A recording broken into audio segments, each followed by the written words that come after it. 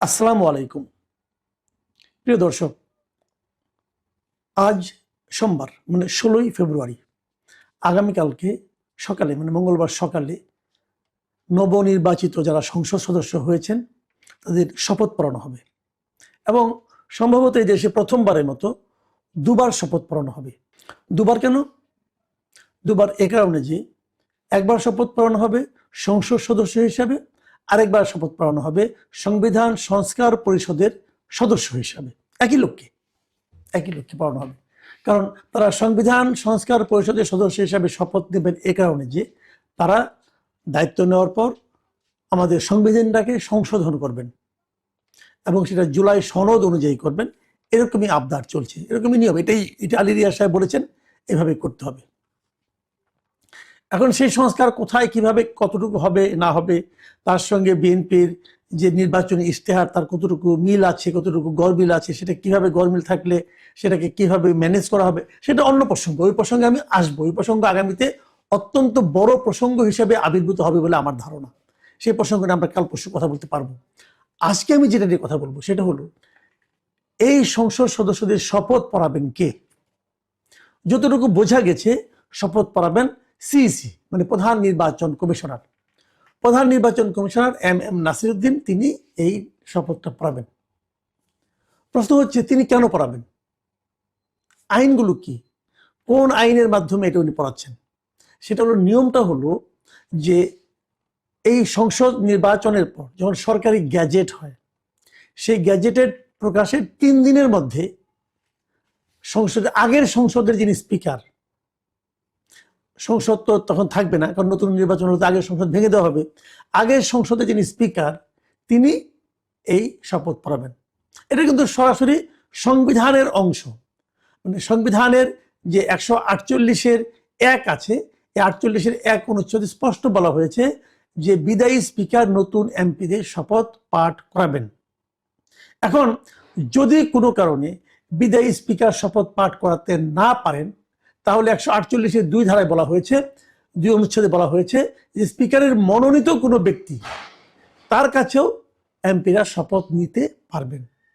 তার মানে 2 জায়গায় কিন্তু স্পিকারকে লাগবে। হয় স্পিকার পড়াবেন, না হলে স্পিকার যদি অন্য কাউকে মনোনীত করেন যে আমার পরিবর্তে উনি পড়াবেন, তাহলে তাও হবে। তারপরে স্পিকারকে লাগবে। আবার এখন যদি স্পিকার না থাকেন তাহলে এই কাজটা কি করবে? তাহলে ডেপুটি স্পিকার করবে। এটাও কিন্তু সিম্পল, যে যদি ধরেন স্পিকার নাই, স্পিকার মারা গেছে, স্পিকার নিখোঁজ, স্পিকার গুম হয়ে গেছে, হইতে পারে তো, তাই না? তো সেক্ষেত্রে ডেপুটি স্পিকার এই কাজটা করাবেন। এখন প্রশ্ন হচ্ছে, যদি 3 দিনের মধ্যে 148-এর 2 ক এই ধারায় বলা হয়েছে যে গ্যাজেট প্রকাশের 3 দিনের মধ্যে যদি স্পিকার বা তার মনোনীত ব্যক্তি সংসদ সদস্যদের শপথ না পড়ান, তাহলে পরবর্তী 3 দিনের মধ্যে প্রধান নির্বাচন কমিশনার এই শপথ পড়াবেন। খেয়াল করুন, নির্বাচন হয়েছে 12 তারিখে, 13 তারিখ শুক্রবারই কিন্তু গ্যাজেট হয়ে গেছে। মানে 13 তারিখ শুক্রবারেই গ্যাজেট করে ফেলা হয়েছে, খুব দ্রুততার সঙ্গে করা হয়েছে। এটা ভালো, গ্যাজেট তাড়াতাড়ি করে ভালো। 13 তারিখ যদি শুক্রবার করে, তারপরের 3 দিন মানে 14, 15, 16 এই 3 দিনের মধ্যে হলে পরে স্পিকার পড়াতে পারতেন। এখন এই 3 দিন মানে আজকে 16 তারিখ, আজকে হলো শেষ দিন। আজকে রাত্র 12টার মধ্যে যদি কেউ না পড়ায় তাহলে ধরে নেওয়া হবে স্পিকার পড়াচ্ছেন না। এরই মধ্যে কিন্তু প্রস্তুতি নেওয়া হয়েছে, আগামীকালকে মঙ্গলবার সকালে এই শপথ পড়ানো হবে। যেহেতু স্পিকার নেই, স্পিকার পড়াইলেন না 3 দিন, অতএব প্রধান নির্বাচন কমিশনার তিনি পড়াবেন। এই পর্যন্ত সব ঠিকঠাক এবং সেই অনুযায়ী বিভিন্ন জায়গায় দাওয়াত হয়ে গেছে। এখন প্রধান নির্বাচন কমিশন পড়াবেন, এটা কিন্তু আগামীকালকে পড়ালে এরকম কিন্তু আইনগতভাবে কোনো বাধা নেই। এখন আমার প্রশ্ন হলো, আমি এটা প্রশ্নটা করছি কোনো ঝামেলা পাকানো, আমাকে অনেকে মনে করেন যে আমি বিভিন্ন রকম ঝামেলাটা পাকাই, বা এই ঝামেলা পাকাই না। আমি এই প্রশ্নগুলি করি এই কারণে যে এই প্রশ্নগুলি কিন্তু পরবর্তী সময়ে কখনো না কখনো উঠতে পারে। ইতিহাস বলতে একটা কথা আছে না বলেন? আপনি আজকে যে কাজটা করবেন, এই সরকার আজকে যে কাজটা করবে, আজকে থেকে 20 বছর পর, 30 বছর পর যখন কোনো কিছু নিয়ে এইগুলি নিয়ে গবেষণা হবে, তখন তার ইতিহাস খুঁজবে যে ঘটনাটা কি, তারা খুঁজে কি পাবে যে প্রথম 3 দিন স্পিকার শপথ পড়ার নাই। তাহলে প্রশ্ন হবে, কেন পড়ার নাই? উনি কি মারা গেছেন? উনি কি ইন্তেকাল করছেন? উনি কি হয়েছে? উনি কি বিদেশে গেছেন? উনি কোথায়? ওনাকে কি জানানো হয়েছিল? ওনাকে বলা হয়েছিল আপনি আসেন? উনি বলেছেন যে আমার পেট ব্যথা, আমি যাবো না। কিছু একটা হয়েছে তো? কি হয়েছেটা কি? আচ্ছা, ওনাকে যে খোঁজা হয়েছে, উনি যে নাই, এই জিনিসটা কে কনফার্ম করলো? সরকারের কোন বিভাগ কনফার্ম করেছে যে স্পিকার নাই, স্পিকার হাওয়া হয়ে গেছেন? কে কনফার্ম করেছেন? আপনাদের নিশ্চয়ই মনে আছে যে 2024 সেই গণ অভ্যুত্থানের পর যখন নাকি বিভিন্ন লোকজন বলা হচ্ছিল তারা সেনা নিবাসে আছেন, সেনাবাহিনীর এখতিয়ারে আছেন, তাদের হেফাজতে আছেন, এই ধরনের নানা ধরনের কথা কিন্তু বলা বলি হচ্ছিল।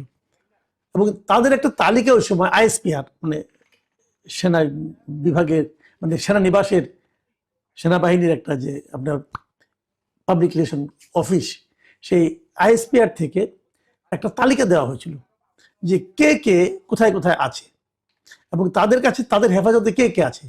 সেখানে ওই সময় যে ঢাকার ডিএমপি কমিশনার ছিল হাবিবুর রহমান, তার নাম ছিল, প্রধান বিচারপতির নাম ছিল, আরো অনেকে ছিল, এবং সেখানে স্পিকার শিরিন শারমিন চৌধুরীর নামও ছিল। ওই তালিকার 4 নম্বর নামটা ছিল ডক্টর শিরিন শারমিন চৌধুরী, জাতীয় সংসদের স্পিকার। তিনি তাদের হেফাজতে ছিলেন। এবং ওই 11 নম্বরে ছিল ডেপুটি স্পিকার শামসুল হক টুকুর নাম। এরা উভয়ে সপরিবারে ওনাদের ওখানে ছিলেন। তো শিরিন শারমিন এই শামসুল হক টুকুকে তারপর সেখান থেকে আপনার একটা মামলায় অ্যারেস্ট করে নেওয়া হয় এবং উনি এখন জেলে আছেন, একটা মামলায় অ্যারেস্ট হয়ে উনি জেলে আছেন। শিরিন শারমিন চৌধুরী কোথায়? উনি তো জেলে নাই, তাহলে উনি কোথায়? ওনার খবর কেউ বলতে পারছে না। উনি ছিলেন তো সেনা হেফাজতে, তা সেখান থেকে কোথায় গেলেন? তাহলে সেনাবাহিনীকে জিজ্ঞাসা করা হোক, ভাই আপনারা ওনারা কি করছেন? এখন উনি আপনাদের কাছে আছেন, অথবা উনি কি অন্য কোথাও গিয়েছেন? কোথায় গিয়েছেন আপনারা কি জানেন? নাকি আপনারা ওনার উপর কোনো দায়িত্ব বোধ করেন না, ছেড়ে দিয়েছেন? হতে তো পারে, কোনো সমস্যা নাই ছেড়ে দিলে পরে। দেশ ভালো অবস্থা আছে, ওনার এখানে থাকার দরকারটা কি? ছেড়ে দিয়েছেন। কোথায় ছেড়ে দিয়েছেন? উনি কোথায় গেছেন? কোনো খোঁজ খবর কেউ জানেন না? ওনাকে খোঁজা হয়েছে। এত বড় একটা ঘটনা, দেশে একটা নির্বাচন হয়েছে, এখন স্পিকার হিসাবে উনি শপথ পড়াবেন। এখন আপনারা হয়তো বলবেন যে উনি কিভাবে পড়াবেন, উনি তো পদত্যাগ করেছিলেন। হ্যাঁ, উনি পদত্যাগ করেছিলেন। উনি সেপ্টেম্বর অগাস্টে ঘটনা ঘটলো, উনি সেপ্টেম্বরেই পদত্যাগ করেছিলেন। তো এখন উনি পদত্যাগ করলেও কিন্তু আইন সংবিধান অনুযায়ী যে উনি পদত্যাগ করুন আর না করুন সেটা ব্যাপার না, পরবর্তী সংসদ হওয়ার আগ পর্যন্ত উনি থাকবেন। সে হিসেবে উনি এসে পড়াবেন। আচ্ছা, আমি ধরে নিলাম ওনার পদত্যাগটা কার্যকর হয়েছে, উনি আর পড়াবেন না, উনি আর এই ঝামেলা আসবেন না, ঠিক আছে, আসবেন না। তাহলে যদি স্পিকার পদত্যাগ করে তাহলে স্পিকারের দায়িত্বটা কে পায়? Deputy speaker. ডেপুটি স্পিকারকে শামসুল হক টুকু। এখন শামসুল হক টুকু কি পদত্যাগ করেছেন? শামসুল হক টুকু কিন্তু পদত্যাগ করে নাই। ওনাকে একটা মামলায় গ্রেপ্তার করে আপনি জেলে নিয়েছেন। উনি এখান থেকে এসে ওনাকে আপনার প্যারোলে বের করে নিয়ে আসেন, নিয়ে এসে উনি শপথ পড়াবে, অসুবিধাটা কি? এবং ওনাকে গ্রেপ্তার দেখানো হয়েছে, ওনার মধ্যে কোনো সাজাও তো হয়নি, উনি তো সাজাপ্রাপ্ত আসামিও না। তাহলে ওনাকে জামিনে বের করে নিয়ে আসেন, শপথ পড়া, জামিন দিবেন না, দিয়েন না, অসুবিধা নাই, এটা তো আদালতের বিষয়, আমি কি বলবো, জামিন দিবেন আদালত, ওকে ফাইন। তাহলে তাকে মানুষ মারা গেলেও তো প্যারোলে মুক্তি পায়, ওনাকে প্যারোলে মুক্তি দিয়ে নিয়ে আসেন 2 ঘন্টা 3 ঘন্টার জন্য, উনি শপথ পড়ায় আবার জেলখানা ঢুকে যাবে, অসুবিধাটা কি? সেগুলো করলেন না কেন? ওনাকে কি অ্যাপ্রোচ করা হয়েছিল? উনি কি বলেছেন যে আমি পড়াবো না? 3 দিন তো আপনার বসে বসে জাস্ট সময় ক্ষেপণ করলেন ইচ্ছা করে, যাতে নাকি চতুর্থ দিন আপনারা সিইসিকে আনতে পারেন।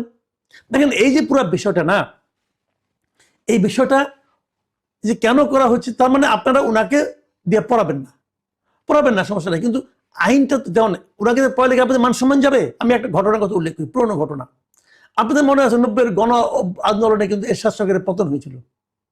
তো এরশাদ সরকারের আমলে সংসদের স্পিকার ছিলেন কি? শামসুল হুদা চৌধুরী।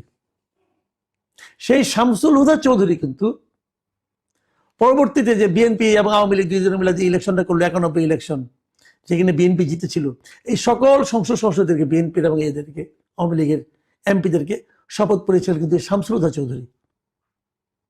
তো উনি তো তখনকার দিনে পতিত স্বৈরাচারের সরকার যেটা ছিল, সেই সরকারের সংবিধানে সংসদের উনি ছিলেন স্পিকার। কোনো সমস্যা তো হয় নাই, বরঞ্চ আইনটা, রীতিটাকে আপনি আপলোড করে রেখেছিলেন। তো এগুলো ঘটতে থাকবে এবং এই প্রত্যেকটা ঘটনার মাধ্যমে দায়িত্বপ্রাপ্ত যে ব্যক্তিরা, তারা তাদের চরিত্রের যে তাদের যে চরিত্রটা তারই প্রকাশ ঘটাবেন। আমি মনে করি এক্ষেত্রে তাই ঘটানো হয়েছে। এই সরকারের আইন বিষয়ক উপদেষ্টা আছেন আসিফ নজরুল ইসলাম, মিস্টার আসিফ নজরুল সাহেব আইনের অধ্যাপক ঢাকা ইউনিভার্সিটির। উনি একটা উদাহরণ তৈরি করলেন। উনি আবার শুনেছি উনি নাকি এখান থেকে শেষ করে আবার ক্লাসে ফিরে যাবেন। উনি ওনার স্টুডেন্ট এই উদাহরণটা দিবেন যে আমি এই কাজ করেছি, এবং এটা একটা উদাহরণ হয়ে থাকবে আমাদের এখানে আইনের ক্ষেত্রে যে এভাবে করা যায়। সেই উদাহরণটা আমাদের জন্য কি সম্মানের হবে, লজ্জার হবে, নাকি আইনের ব্যত্যয় ঘটবে? আমি জানি না এটা কোনটা হবে, তবে এটা হয়তো পরবর্তীতে ইতিহাসই তাকে বিচার করবে। প্রিয় দর্শক, এখন এ পর্যন্তই। আল্লাহ হাফিজ।